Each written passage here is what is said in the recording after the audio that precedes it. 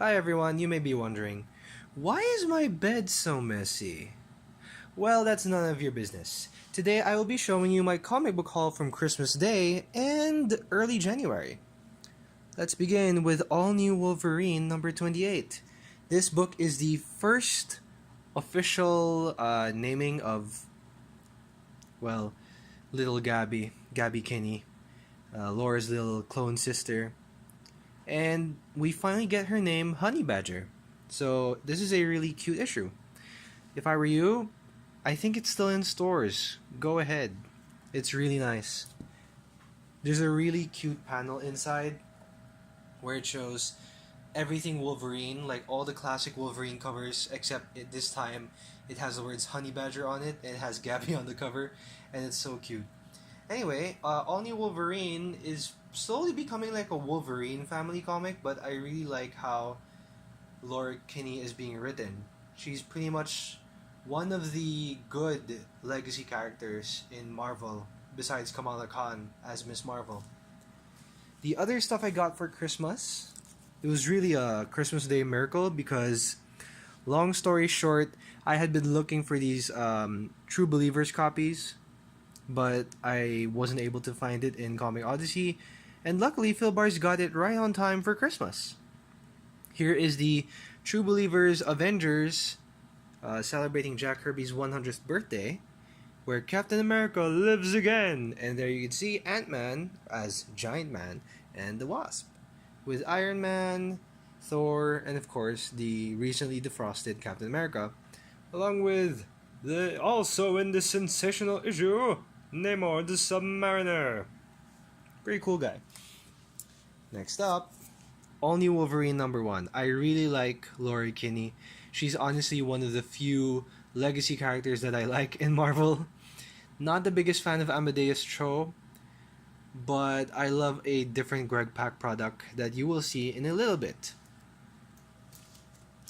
Now here is probably one of the ones I really wanted to get, which is Amazing Spider-Man 1, the True Believers copy. And probably one of the best panels I've ever seen, probably the most hilarious one I've seen. Wait a minute, let me use my other hand. One of the best panels I saw was probably this one. How the heck will Spider-Man get a check, cash in his check? So he goes to the bank. I'd like to cash this check. I'll have to see some identification. What about my costume? Don't be silly. Anyone can wear a costume. Do you have a social security card or a driver's license in the name of Spider-Man? No, I don't. And that's probably the most realistic, grounded thing I've seen in this comic. How the heck is Spider-Man gonna cash a check if his name isn't Spider-Man? Anyway, that is the True Believers copy of Amazing Spider-Man number 1. There are other True Believers books out in the market, but I don't know if they're still selling it here in the Philippines. But would you look at that? A True Believers copy of Amazing Fantasy, The Amazing Spider-Man, Miles Morales Spider-Man, Spectacular Spider-Man, the iconic Todd McFarlane Spider-Man cover. Let's not talk about that. Let's never talk about that brand new day ever again. Let's go to the DC Comics. This was from December. This was the first Batwoman cover with the new DC Universe box. You can see that? Batman, Batwoman, where she faces a Scarecrow. Now, important detail, this is probably one of the most forgotten details, but Batman Beyond's logo is different from Batwoman because Batwoman has those extra points. See that? This one is the Michael Cho cover. Wow. Honestly, I'm gonna start just getting all the Michael Cho covers because they're so nice. Story of Batwoman number 10? Well, she finally defeats Scarecrow. And we go from there. Batman Beyond number 15. Stalker's back. We almost lost Terry. Well, I thought we almost lost Terry with another back-breaking moment like Bane. But luckily, the advanced suit keeps him safe and healthy. Now, you see that? Look at that logo. It's slightly different. There's less points. Oh yeah, by the way, Terry beat the Royal Flush Gang. Really nice cover by Dave Johnson.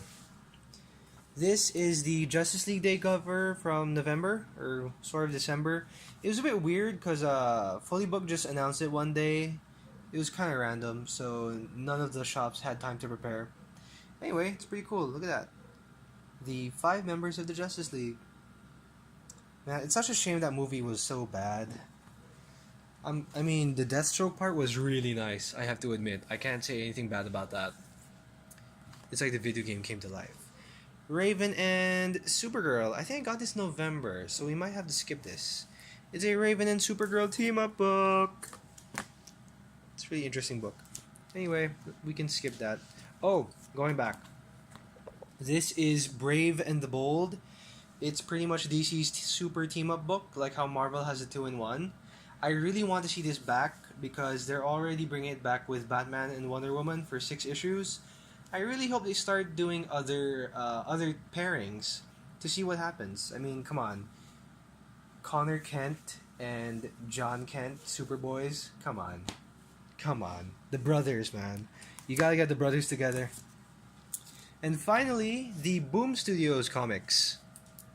Well, actually, no. Let's start with Voltron Legendary Defender number 4 by Koi Karayon. You'll probably see him at Comiket in February.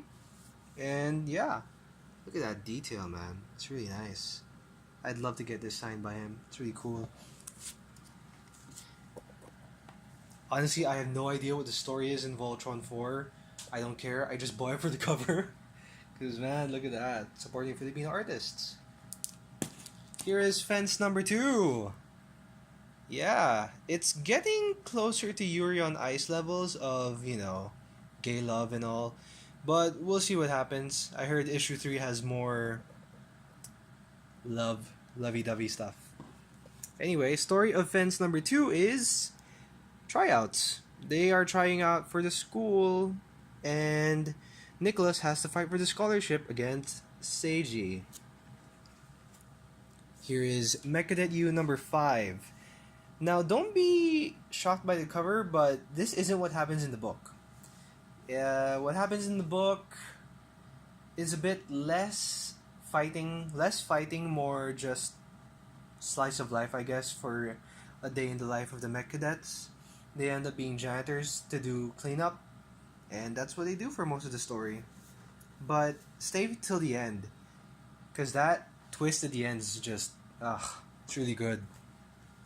And finally, the coup de grace, Rocco's Modern Life number 1. Now, this was delayed from December, but it's just I didn't really care, because I just really like this cover. It's nice, but it's by Jorge Monlongo.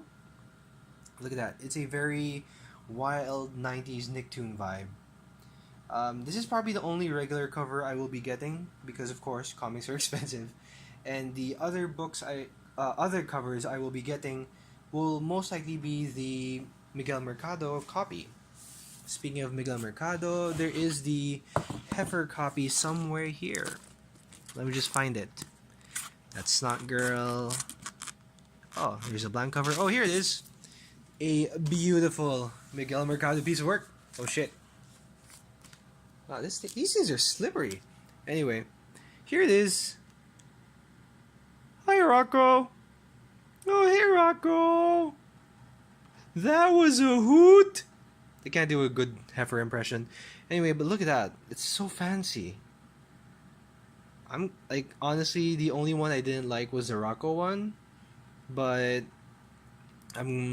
it's just my personal opinion. Whatever. But I really love this Heifer. Like, this Heifer and the upcoming ones. Issue 3 will have Filbert, and issue 4, which I think will be the last issue, is gonna have the big heads. Anyway. Sorry, Miguel. Yeah. I'm still gonna look for you for the special cover that Jin suggested. So, yeah. Shout out to you guys. Congratulations on Jin for joining the production of Lion King as well. Pretty cool. Anyway, that is my December, post-Christmas, and early January comics. I will see you next time. Bye bye.